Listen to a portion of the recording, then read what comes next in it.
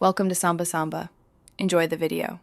In this video, I will explain how to use SpO2 on your Fitbit Charge 6.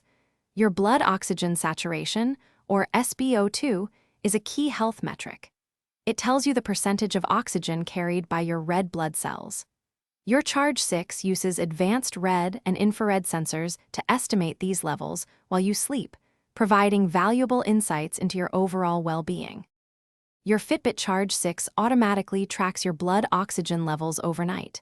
To ensure accurate readings, wear your device slightly higher on your wrist and make sure it fits snugly, but comfortably. The tracker needs at least 3 hours of quality sleep to collect sufficient data, so remember to wear it to bed every night.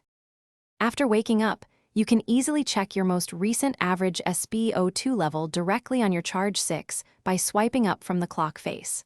For a more comprehensive view, open the Fitbit app on your phone.